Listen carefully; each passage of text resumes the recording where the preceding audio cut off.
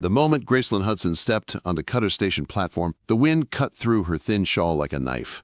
She had barely slept the night before. Worry had pressed on her chest so hard she'd sat at her kitchen table until dawn, counting and recounting the little pile of coins that meant the difference between hope and disaster. She had chosen the stage fare instead of the rent. She had kissed her son goodbye. She had whispered a prayer over the wooden horse he'd carved for her. And then she walked out the door praying she wasn't making the worst mistake of her life. But nothing prepared her for who she'd meet on the road. When the stagecoach rattled into the station, the other passengers pushed inside quickly. Gracelyn followed last. Her skirt snagged on a bent nail at the doorframe, tugging her off balance. "Wonderful," she muttered. "Haven't even left town and the stage already hates me." A strong hand reached down from inside and lifted her bag before she could grab it. When she looked up, she met the calmest gray eyes she had ever seen. The man sitting in the corner didn't look like he belonged on a muddy frontier road. His coat was clean, his boots polished, his dark hair cut neat, like he'd stepped out of a hotel in San Francisco instead of a stage in Montana. "Thank you," she whispered. He only nodded. "Ma'am." The coach lurched forward, wheels shaking over the rough road. Gracelyn held on to the seat to keep from slipping. Across from her, the stranger didn't move a bit. Not when the coach hit a rut. Not when everyone gasped. He just sat, steady as a rock, eyes on the window like the world couldn't touch him. She noticed it again. How clean he was. How calm. "You're awful tidy for a man riding cattle country," she said before she could stop herself. One eyebrow lifted. "I bathed last month. That's practically fancy around here." The corner of his mouth twitched, almost a smile. Heat rushed to her cheeks and she turned away, embarrassed. The merchant beside her droned on about the price of wool. The farm couple sat in weary silence.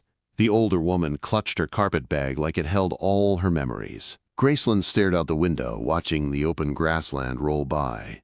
But her mind kept drifting to the letter folded in her pocket. "Come soon if you can," it said. Her mother was dying.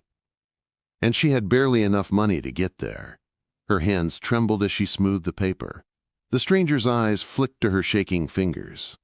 "You look like you haven't slept in a month," he said. "It feels longer," she whispered. He didn't question her. He didn't pry. He just nodded like he understood something about exhaustion most men didn't. By noon, the road turned to thick mud. Rain from the night before had turned the trail into a sinking mess. When the wheels dropped deep into the sludge, the coach jerked sideways hard enough to slam Gracelyn into the wall. She winced. The stranger still didn't move. The driver yelled, "Road's washed out ahead. Everybody out. We push from here." The merchant complained. The farm husband sighed. The older woman prayed under her breath. But the stranger stepped off the coach like he'd done this 1,000 times. "Everyone pushes together," he said, voice steady. "On my count." People listened. They didn't question why, they just did. 1, 2, push! The wheels groaned, pulling free with a wet sucking sound. The coach lurched forward. Mud splattered over Gracelyn's dress, soaking her shawl, chilling her to the bone. She slipped twice and nearly fell, catching herself with trembling hands. The stranger circled the coach, checking the wheels like a man who knew how things broke. He looked at her once, long enough for her to feel seen. "You all right?" he asked. She nodded, breathless. He stepped inside the coach again without waiting for praise. She followed, cold, wet, and shaking. When she wiped mud off her cheek with her sleeve, the stranger held out a clean handkerchief. "You missed a spot." She blushed. He didn't laugh, only watched her with that calm gray gaze that made her chest tighten in a way she didn't understand. Afternoon turned to evening. Storm clouds gathered overhead. Lightning split the sky. Thunder cracked so loud the coach shook, and something inside Gracelyn snapped loose. Her breath hitched. Her chest squeezed tight. The storm was too close. Too loud. Too much like the night her father's barn had collapsed and crushed her younger brother under broken beams. Another bolt flashed. Gracelyn's hands shook uncontrollably. A warm hand wrapped around her wrist. "Breathe," the stranger said quietly. With me, in and out." His voice cut through the terror like a steady rope in floodwater. She did what he said. Air moved slowly back into her lungs. Her heartbeat steadied. She felt grounded again. "You're fine," he said softly. For a moment, she believed him. When they reached a way station at dusk, she stayed in the doorway, too ashamed to admit she was starving. She had only $2. If she bought food, she couldn't afford the return trip. The stranger stepped beside her. "Bring her stew and coffee," he told the station keeper. "On my bill." Her face burned. "You didn't need to do that." "I know," he said simply, and walked away. The next morning, the road was worse. Twice, the coach sank. Twice they pushed. Twice she slipped and rose again, covered in mud. By the third time, her legs barely held her up. Inside the coach, exhaustion won. Her eyelids sagged, her head dipped. And without meaning to, without even knowing when, Gracelyn's head fell gently against the stranger's broad shoulder. She didn't feel him shift to support her. She didn't feel his hand steady her when the coach jolted. She didn't hear him murmur, "Rest easy." She only slept, deep and peaceful for the first time in weeks. And when she woke, her life would never be the same. When Gracelyn woke, her cheek was pressed against warm fabric. Clean wool, steady breath beneath it, a heartbeat not her own. Her eyes snapped open. She jerked upright so fast the coach swayed. "Oh no, I'm so sorry." The stranger looked at her with calm amusement, not a hint of annoyance. "You needed the sleep." "I drooled, didn't I?" she whispered in horror. "A little," the older woman across from them said kindly. "Very ladylike." Gracelyn buried her face in her hands. The stranger cleared his throat. "You also warned us not to touch the good sugar," he added. She groaned. "Please stop talking." But inside, beneath the embarrassment, something warm flickered, something she had not felt in years: safety, kindness. A moment of peace in a life full of storms. By sunset, the stagecoach rattled into Cedar Springs.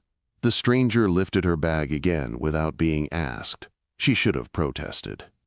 Instead, she let him. Her legs still felt wobbly from exhaustion. "I'll walk you to the infirmary," he said. "You don't need to do that." "I know."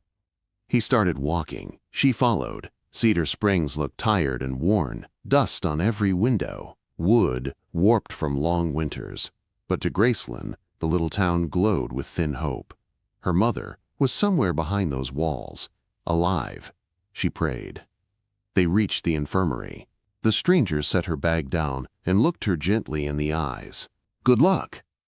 Before she could find her voice to thank him, he tipped his hat and walked away, disappearing around the corner like a man carrying mysteries she wasn't meant to know yet. Inside the infirmary, the air smelled of boiled linens and crushed herbs. A nurse led her to room 3. Her mother lay small and pale in the bed, her white hair spread across the pillow like snow. "There's my girl," Cassandra whispered. Gracelyn fell to her knees beside the bed. "Mama!" They held each other, trembling with relief and fear. When Cassandra finally pulled back, she studied her daughter's face. "You look half-starved with worry," she said. "Tell me what happened on the road." Gracelyn hesitated, then shook her head. "Nothing important. Just the usual troubles." Her mother's eyes narrowed. "You're blushing. Something happened." "Mama, tell me." Gracelyn swallowed. "I fell asleep on a stranger's shoulder." Cassandra smiled like she'd been waiting for exactly that answer. The next afternoon, a soft knock sounded at the infirmary door. When Gracelyn opened it, she froze. The stranger stood there again, hat in hand, a small bunch of wildflowers in the other. Purple asters, yellow, black-eyed Susans, summer colors in the middle of her fear. "This is Ryan Fitzpatrick," the nurse announced. Gracelyn's mother perked up instantly. "Ah, the shoulder fellow." "Mama!" Ryan's mouth twitched. "Ma'am," he said, offering the flowers. "Thought the room could use some color." Cassandra took them, eyes twinkling. "You're too handsome for a simple travel companion." "Mama!" Ryan cleared his throat. "I'll take that as a compliment." Cassandra waved her daughter toward the door. "Go show him the cafe in town." "I need to rest." "Mama, I should stay." "Go, Gracie, before I start asking him his intentions." Ryan's eyes sparked with laughter he tried to hide. Gracelyn felt heat climb her cheeks all the way to her hairline. They walked out into the sunlight. Cedar Springs felt brighter today. Warmer somehow. "I'm sorry about my mother," Gracelyn muttered. "She's honest," Ryan said. "That's rare." They walked to a small cafe that smelled of bread and frying bacon. She ordered coffee. Ryan ordered steak and eggs. "Bring her the same," he told the waitress. "I can't." "You can," he said simply. "Or we can argue until your coffee goes cold." She glared. He raised an eyebrow. She gave up. While they ate, she studied him openly for the first time, his jaw steady. His gray eyes calm and unreadable, his hands broad and scarred, the hands of a working man. "What's your name?" she asked. "Ryan Fitzpatrick." "I'm Gracelyn Hudson." "I know." She blinked. "How?" "I asked the nurse yesterday." Warmth spread through her chest so quickly it startled her. "Why?" He didn't look away. "You remind me of someone." "Who?" "My sister," he said softly. "She raised 3 kids alone, worked harder than anyone I knew, refused help because she thought needing help meant she'd failed." Something inside, Gracelyn cracked at those words. She looked down at her hands. "Do you live near here?" she asked. "Outside Billings, ranch land." She nodded. He seemed like the kind of man who knew the land, knew the storms, knew how to steer through both. "What are you doing in Cedar Springs?" she asked. Ryan hesitated. "Business," quote. The way he said it made her wonder, but not enough to push. Not today. After lunch, they walked past the Cedar Springs Gazette. Gracelyn slowed at the sign. "You should go in," Ryan said.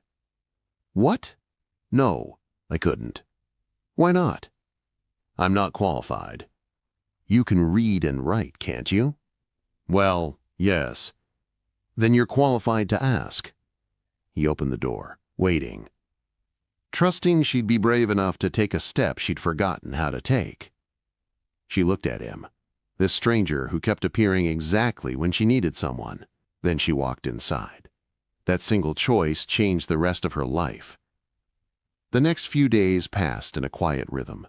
In the morning, she sat with her mother. Afternoons, she wrote an article Bethany Sierra had assigned her. Evenings, almost without fail, Ryan appeared. With flowers, with coffee, with a steady presence she found herself waiting for. He didn't push, didn't crowd, just stayed. Until the day her mother's heart nearly gave out. The nurse burst into the hall. "Mrs. Hudson, come quick." Gracelyn ran. Her mother lay limp and pale. The doctor said it was close, too close. Gracelyn held Cassandra's hand, sobbing quietly. When she stepped into the hallway hours later, Ryan was there, sitting in a hard chair. His gray eyes softened the moment he saw her. "She's all right," Gracelyn whispered. "For now," he said. "Why are you still here?" He didn't pretend, didn't shift, didn't run from the truth. "I'm not leaving," he said. That night, she sat beside her mother's bed, and Ryan sat beside her. Every hour, every minute, he stayed. Near dawn, her head slipped toward him again. He didn't move away. She let herself rest against him for the second time in her life. And in that moment, without speaking a word, something between them began to change. By Friday morning, Gracelyn finished the article she'd been working on. She walked it to the Gazette with shaking hands. Bethany Sierra read every word in silence, her face unreadable. Then she set the pages down. "This is good work," she said. The words hit Gracelyn like a warm hand to the chest. For the first time in years, someone saw more in her than a tired widow. She earned $2 for the article, more money than she'd seen at once in a long time, and Bethany gave her another assignment. Hope flickered to life. When she burst into her mother's room, coins rattling in her hand, Cassandra cried with pride. "I always knew," she whispered. That afternoon, when Gracelyn stepped outside for fresh air, Ryan was waiting by the fence. He held the newspaper with her name printed at the bottom of the story. "Look at that," he said softly. "You're in print now." "Feels like I just stepped into my own life," she whispered. He touched her cheek. "It's a life you deserve." For a heartbeat, she thought he was going to kiss her. She wanted him to, desperately. Instead, he stepped back. "I need to tell you something." The seriousness in his voice chilled her. "Let's walk," he said. They walked to the cottonwoods by the creek, where sunlight fell in broken patches through the leaves. Ryan stood still, jaw tight. "I didn't come to Cedar Springs by accident," he said. Something in her chest tightened. "I came on business, land business." Quote.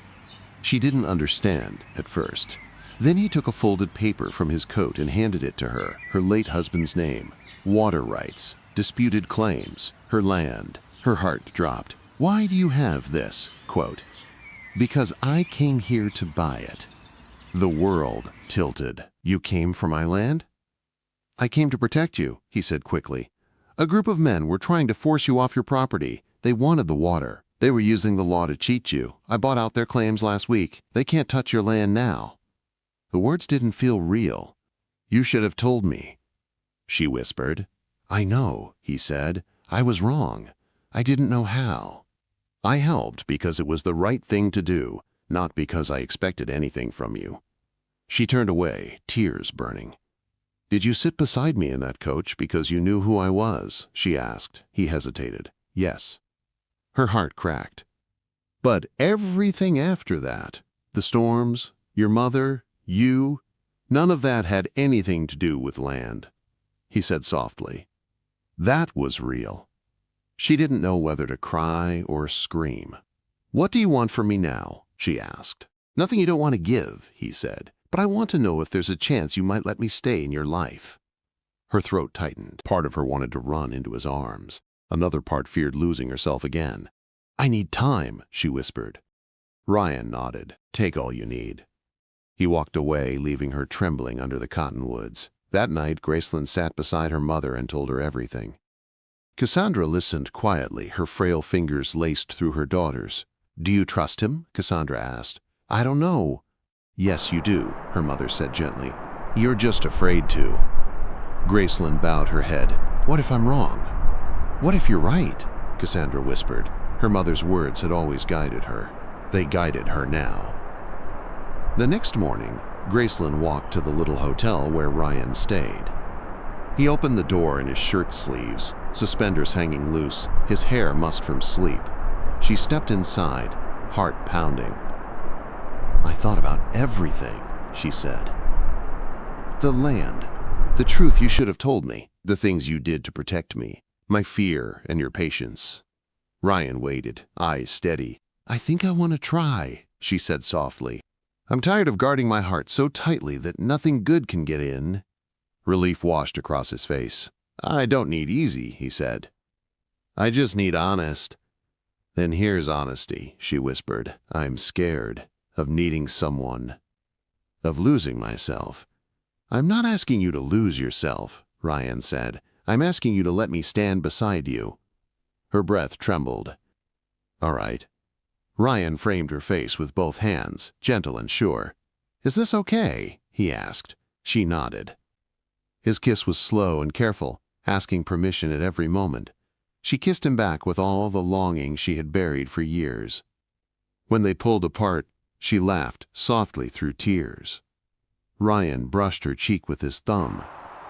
"I should probably tell you something." "What?" "I asked your mother for permission to court you." She gasped. "You did what?" He shrugged. "Seemed like the right thing." "What did she say?" "That if you didn't marry me, she'd haunt you." Quote. Gracelyn burst into laughter. 2 weeks later, Ryan asked her to marry him under the cottonwoods. His words were simple. "The road changed the moment you fell asleep on me. I don't want the rest of it if you're not there." She said yes, with tears streaming down her face. They married in the whitewashed church. Her mother lived long enough to see it. Zachary asked if he could eat before they kissed. The whole church laughed. Ryan beamed like the sun rose just for him. They built a life together. A ranch. A home, a family. Gracelyn wrote for the Gazette, then for larger papers, then books. Ryan built a ranch that stretched over hills and rivers, steady and strong like the man himself. They had children, they had storms, they had years of laughter and nights of worry, but they always came back to each other. 20 years later, silver in both their hair, they sat on their porch while fireflies danced. Their children begged to hear the shoulder story again, and they told it with laughter and pride. "Do you ever think about that day?" Gracelyn asked softly. "Every day," Ryan said. "If you hadn't fallen asleep, I might have missed the best thing that ever happened to me." She leaned on his shoulder, the same way she had all those years ago. "I'd do it all again," she whispered. "Me too," he said. And under the wide Montana sky, two people who had once been strangers on a muddy road sat together, proof that sometimes the greatest love stories begin in the most unexpected ways.